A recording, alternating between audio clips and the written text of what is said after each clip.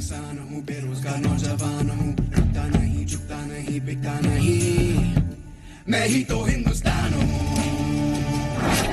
Theme song या theft song, अन्याय मिटाने के लिए उठा मैं एक तूफान हूँ, मैं ही तो हिंदुस्तान हूँ। अब होगा न्याय, मैं ही तो हिंदुस्तान हूँ, अब होगा न्याय।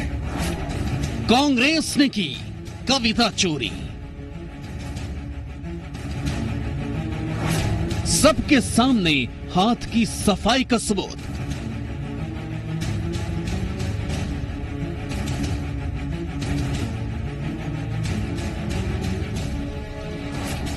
मैं सारा हिंदुस्तान हूं बन गया है, मैं ही तो हिंदुस्तान हूं।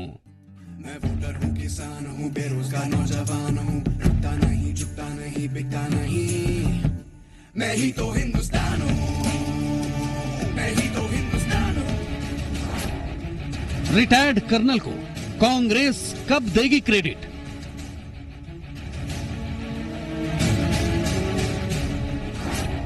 प्रचार गीत पर फंस गई कांग्रेस। सरकार अब ऐसी आए जो सबको दे दे जाए, न्याय हो, उन्नति हो, न्याय हो, प्रगति हो, न्याय, किसान पाए, हर नौजवान पाए, रोजगार लाए, मिटा दे नफरत, न्याय, प्यार लाए।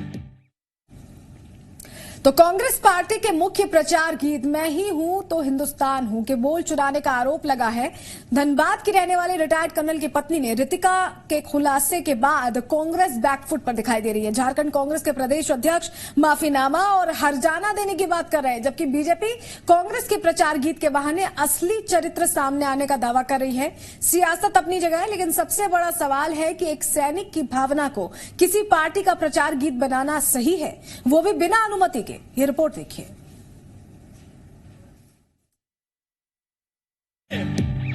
अन्याय मिटाने के लिए उठा मैं एक तूफान हूँ, मैं ही तो हिंदुस्तान हूँ, अब होगा न्याय, मैं ही तो हिंदुस्तान हूँ, अब होगा न्याय।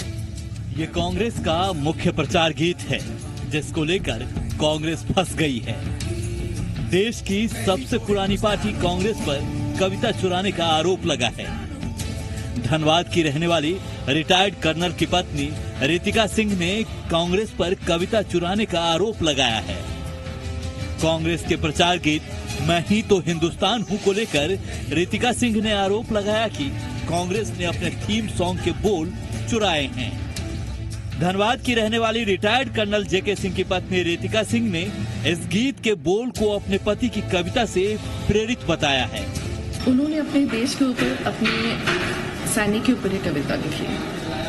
उन्हें अपने देश से बहुत ज्यादा प्रेम है, तो उनमें हिंदुस्तान, मैं सारा हिंदुस्तान हूँ कविता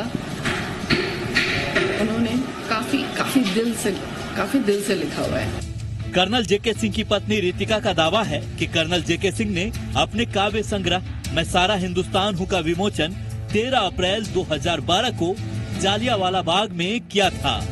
कांग्रेस ने इन्हीं की कविता पर अपना थीम सॉन्ग तैयार किया है। मेरे हस्बैंड की लाइन थी और यूं ही टीवी पे आ रही थी, और काफी लोगों ने भी, काफी बच्चे ने, हमारे बच्चों ने भी बोला था कि ये मिलती जुलती लाइन है, तो हमें ऐसा लगा कि हमें ये क्वेश्चन उठाना चाहिए था।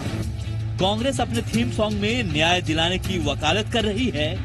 ऐसे में रिटायर्ड कर्नल की पत्नी रितिका सिंह राहुल गांधी से न्याय की उम्मीद पाले हुए हैं और प्रचार गीत को लेकर कांग्रेस अध्यक्ष राहुल गांधी को खुला पत्र भी लिखा है। रिटायर्ड कर्नल की पत्नी ने राहुल गांधी से अपील करते हुए कहा कि इसके एवज में झारखंड के किसी शहीद सैनिक या पुलिसकर्मी के परिवार को आर्थिक रूप से मदद करें। काफी मीडिया में आ चुका था, फेमस हो चुका था, तब ये गाने आए। पहले आया नहीं, 12 साल से तो आया नहीं, तो ऑब्वियसली हमें यही लगा कि ये मैं सारा हिंदुस्तान हूँ, मैं ही तो हिंदुस्तान हूँ, काफी मिलता जुलता है। 90% लाइनें मिलती जुलती है, तो हम नहीं देना चाह रहे थे। रिटायर्ड कर्नल की पत्नी पूरे सबूत के साथ सामने आई है, लिहाजा इस पर अब राजनीति भी शुरू हो गई है। बीजेपी कांग्रेस को प्रचार गीत के बहाने घेर रही है। वो एक प्रोफेसर की पत्नी ने आरोप लगाया है कि वो उनके पति की धुन से उन्होंने चुराया है, तो खुद दूसरों को चोर चोर कहते कहते इन्होंने खुद चोरी कर ली। तो ये इनके असली चरित्र को दिखाता है कि इनकी कथनी और करनी में कितना अंतर है। मैं ही तो सारा हिंदुस्तान हूँ थीम सॉन्ग पर कांग्रेस बैकफुट पर है। आरोप संगीन है और सबूत सामने। लिहाजा झारखंड कांग्रेस के प्रदेश अध्यक्ष की दलील है कि अगर रिटायर्ड कर्नल की पत्नी का दावा सच हुआ तो उनसे माफी भी मांग लेंगे। वहीं अगर कॉपीराइट का उल्लंघन हुआ है तो जो पैसे बनते हैं वह उन्हें दिया जाएगा। हम माफी मांगेंगे और जो भी होगा उनसे अनुमति लेंगे। अगर सही है तो, अगर धनबाद की उनके हस्बैंड से लिखा हुआ है तो हम संपर्क कराइए। अगर सही है तो फिर आईएनसी उसका पैसा देगा। कांग्रेस भले माफी मांगने की बात कर रही हो, लेकिन थीम सॉन्ग लिखने से पहले रिटायर्ड कर्नल के परिवार से बातचीत क्यों नहीं की गई? रितिका सिंह अगर सबूत के साथ सामने नहीं आती तो क्या कांग्रेस चोरी की बात मानती? एक सैनिक की कविता को प्रचार गीत बनाना कितना उचित है? क्या कांग्रेस रिटायर्ड कर्नल को क्रेडिट देगी? सवालों की फेहरिस्त लंबी है। चुनाव का समय है, इसलिए कांग्रेस कोई जोखिम लेना नहीं चाहती। लिहाजा माफीनामा और हरजाना की दुहाई दी जा रही है। लेकिन सवाल है कि एक सैनिक की भावना को प्रचार में पिरोना उचित है? धनबाद से नितेश मिश्रा, हजारीबाग से यादवेंद्र के साथ सौरभ की रिपोर्ट, जी मीडिया। जामताड़ा में झारखंड मुक्ति मोर्चे के कार्यकारी अध्यक्ष हेमंत सोरेन पर आदर्श आचार संहिता उल्लंघन करने का आरोप लगाया। हेमंत सोरेन को जिला प्रशासन ने 4 बजे तक का समय निर्धारित किया था, लेकिन हेमंत सोरेन का उड़न खटोला 5:15 पर उड़ा है। हेमंत सोरेन की ओर से निर्धारित समय से ज्यादा समय तक कार्यकर्ता सम्मेलन में शामिल होने को लेकर जिला प्रशासन सख्त है और पूरे मामले पर आचार संहिता उल्लंघन का केस दर्ज किया गया है। प्रतिनियुक्त दंडाधिकारी ने आचार संहिता उल्लंघन का मामला दर्ज करने की बात कही है। वहीं हेमंत सोरेन ने कहा कि मैंने तो पहले ही कार्यकर्ताओं को संबोधित कर दिया था, अब यहाँ खड़ा रहना भी आचार संहिता उल्लंघन है क्या? प्रशासन उस पे मामला जरूर दर्ज करेंगे और बल्कि थोड़ा लेट से आए हैं। क्या कार्रवाई किया जा रहा है आपके द्वारा? कर रहे हैं, देखते हैं क्या जो नियमानुसार हो रहा है वही कार्रवाई किया जाएगा। शिविर रहा और आज पूरी तरीके से कार्यकर्ता और जिम्मेवार कार्यकर्ता ने यह संकल्प लिया है कि अब किसी भी कीमत पे भारतीय जनता पार्टी को यहाँ बर्दाश्त नहीं करेगी। समय सीमा का उल्लंघन भी अभी हुआ? नहीं, समय सीमा का हमने भाषण देकर कंप्लीट कर दिया। अब खड़े हैं वहाँ पर तो मतलब उस जगह खड़ा भी नहीं होना है। मुख्यमंत्री रघुवर दास झारखंड के मिशन 14 पर हैं। सीएम रघुवर दास लगातार प्रचार अभियान में जुटे हुए हैं। सीएम वैसी जगह भी पहुंच रहे हैं जहां पर कार्यकर्ताओं में नाराजगी है। सीएम रघुवर दास न सिर्फ कार्यकर्ताओं की नाराजगी को दूर कर रहे हैं, बल्कि पूरा भरोसा भी दिला रहे हैं कि पार्टी की नीति आपके साथ है। यही वजह है कि जब सीएम गुमला पहुंचे तो सीएम ने न सिर्फ विपक्ष को घेरा, बल्कि सरकार की नीतिगत योजनाओं से भी लोगों को रूबरू कराया।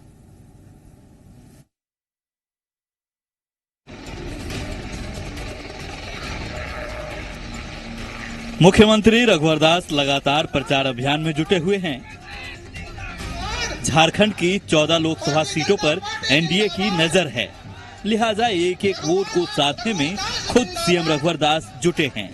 लगातार चुनावी प्रचार के माध्यम से जनता तक सरकार की उपलब्धियों को पहुंचा रहे हैं। मुख्यमंत्री रघुवर दास गुमला के विशनपुर विधानसभा क्षेत्र के कासीरा पहुंचे।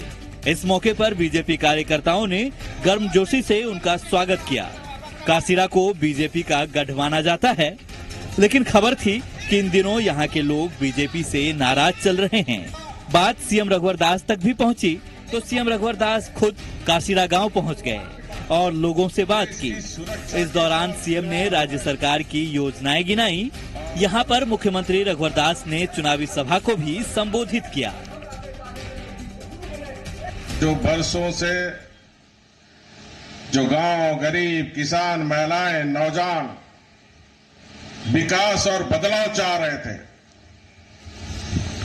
लेकिन 55-60 साल से राज करने वाली कांग्रेस पार्टी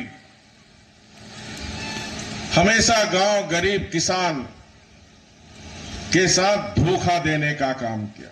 2000 रुपये प्रधानमंत्री कृषि सम्मान योजना की पहुंच चुकी है। दूसरा किस्त भी इस महीने आएगी और तीसरा किस्त मई महीने में आएगी। राज्य सरकार ने भी कृषि आशीर्वाद योजना, जहां 1 एकड़ जमीन है या 1 एकड़ से भी कम जमीन है, किसी का 10 डिसमिल है, किसी का 20 डिसमिल है, उसको 5,000 रुपया। सीएम रघुवर दास ने विपक्ष पर निशाना साधा तो सरकार की उपलब्धियां गिनाई और लोगों से कमल खिलाने की अपील की। इस मौके पर बीजेपी प्रत्याशी सुदर्शन भगत ने कहा कि देश में नरेंद्र मोदी की सरकार है। मोदी के नेतृत्व में भारत आज विश्व में ख्याति प्राप्त कर चुका है। सुदर्शन भगत ने भी अपने लिए वोट मांगे। और आज सैकड़ों योजनाएं 100 से करीब 25-26 ऊपर की संख्या में आज जो भी योजनाएं इस देश के अंदर में चल रहा है, ये सभी योजनाएं गरीबों के लिए समर्पित है। चाहे वो प्रधानमंत्री धन धन योजना हो, चाहे प्रधानमंत्री मुद्रा योजना हो, चाहे आयुष्मान योजना हो, या आज प्रधानमंत्री आवास योजना हो, घर घर में बिजली पहुंचाने की बात हो। इस मौके पर गुमला के विधायक शिवशंकर उरांव, बीजेपी के प्रदेश मंत्री भूपेंद्र साहू भी मौजूद रहे। मुख्यमंत्री रघुवर दास हर बूथ पर कार्यकर्ताओं को मजबूत करने में जुटे हैं। रणधीर, जी मीडिया, गुमला।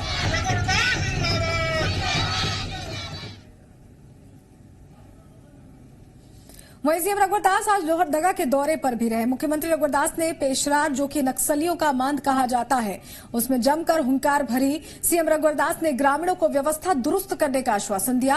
रोड शो के जरिए ग्रामीणों में विश्वास लाने की कोशिश की गई। मुख्यमंत्री रघुवर दास ने कहा कि जनता को सरकार से अपेक्षा है, पेशरार की जनता को मोदी सरकार से अपेक्षा है।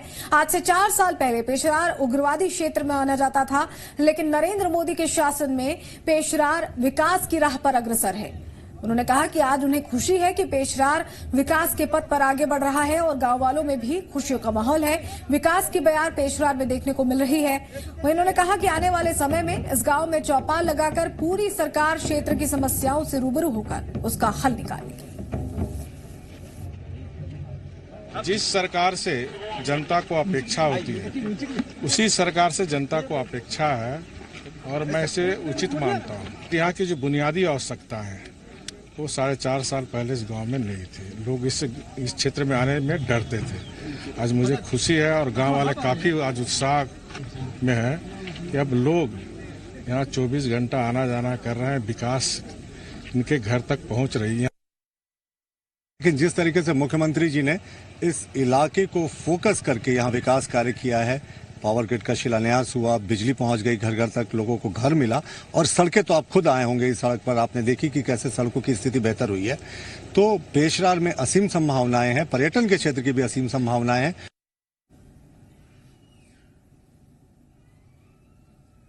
और यहाँ रुक रहे एक छोटे से ब्रेक ले, जल्द लौटते हैं कुछ और खबरों के साथ।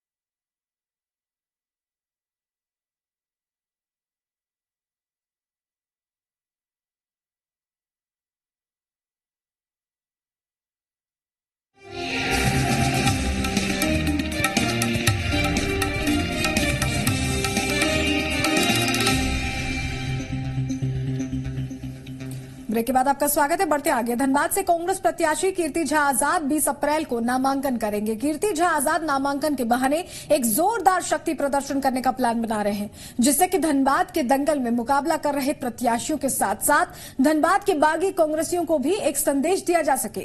कीर्ति आजाद के शक्ति प्रदर्शन में बड़े बड़े कांग्रेसी नेताओं के पहुंचने की उम्मीद है।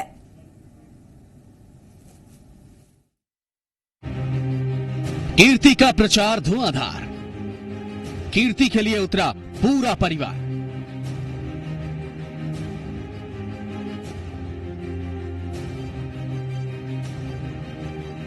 कोयलांचल की लड़ाई में कांग्रेस पूरी ताकत झोंकने के मूड में है, लिहाजा कांग्रेस प्रत्याशी कीर्ति आजाद के लिए कांग्रेस के स्टार प्रचारक वोट मांगते नजर आए। 20 अप्रैल को कीर्ति आजाद अपना नामांकन करेंगे। कीर्ति आजाद के नामांकन में राहुल गांधी, प्रियंका गांधी, शत्रुघ्न सिन्हा और नवजोत सिंह सिद्धू सरीके नेता के पहुंचने की उम्मीद है। हालांकि दावा है कि इन नामों में 3 स्टार प्रचारक जरूर आएंगे। वहीं कीर्ति आजाद के नामांकन में महागठबंधन के हेमंत सोरेन और बाबूलाल मरांडी भी मौजूद रहेंगे। वहीं कीर्ति आजाद कांग्रेस नेता नवजोत सिंह सिद्धू के धर्म के नाम पर वोट मांगने वाले बयान का बचाव करते दिखे।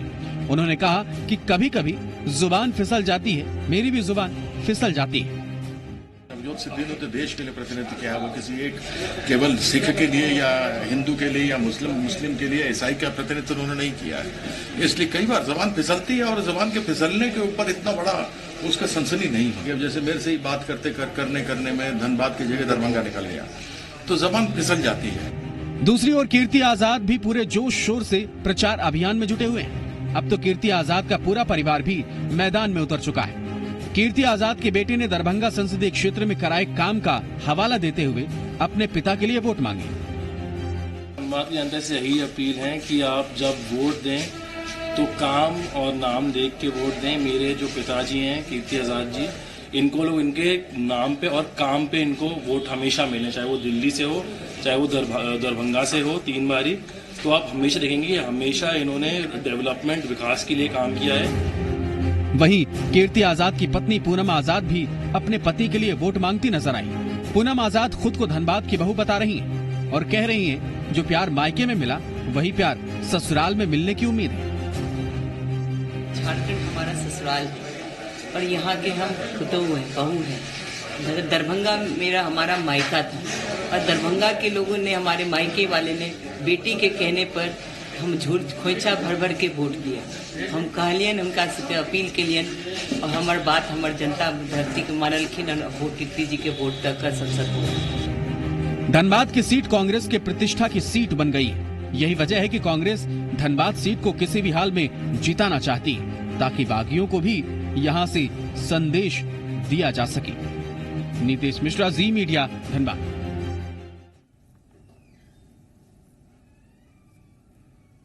झारखंड चुनावों में महागठबंधन अब कोऑर्डिनेशन कमेटी के बूते कामयाबी हासिल करना चाहता है। महागठबंधन की चारों पार्टियों से 2-2 सदस्यों की एक टीम बनाई गई है, जो न सिर्फ पार्टियों के बीच बल्कि पार्टी समर्थकों के बीच तालमेल बनाने की कोशिश करेंगी, जिससे कि महागठबंधन का एक मुश्त वोट पार्टी प्रत्याशी के खाते में जाए।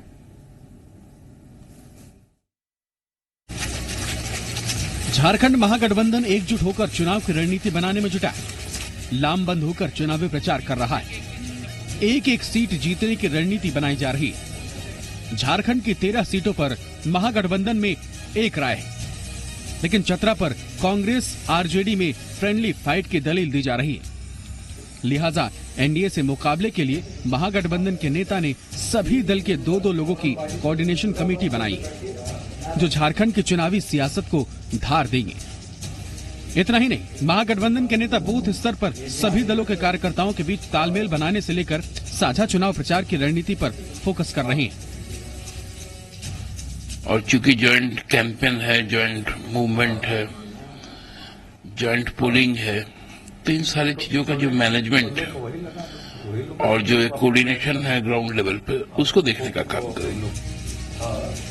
झारखंड में महागठबंधन के नेता भले ही चुनावी रणनीति बनाने में जुटे हुए हैं, बीजेपी की माने तो महागठबंधन के नेताओं की जितनी बैठक होगी, उनके दलों के कार्यकर्ताओं के बीच उतनी दूरी बढ़ेगी। बीजेपी महामंत्री दीपक प्रकाश का दावा है कि महागठबंधन के नेता भले ही कोऑर्डिनेशन के बहाने चाय की चुस्की ले ले, लेकिन ग्राउंड लेवल पर उनके कार्यकर्ता का दिल नहीं मिला है। महागठबंधन के नेताओं की बैठक जितना होगा उतना उनके कार्यकर्ताओं में, जेएनएम में, कांग्रेस में, जेवीएम में, राजद में उतनी ज्यादा प्रतिक्रिया होगी, क्योंकि नेता उनके आपस में बैठकर के चाय की चुस्की ले सकते हैं, लेकिन उसके कार्यकर्ता में आज भी दिल नहीं मिलता। महागठबंधन के कोऑर्डिनेशन पर बीजेपी ने सवाल उठाया तो महागठबंधन के नेताओं ने भी पलटवार किया।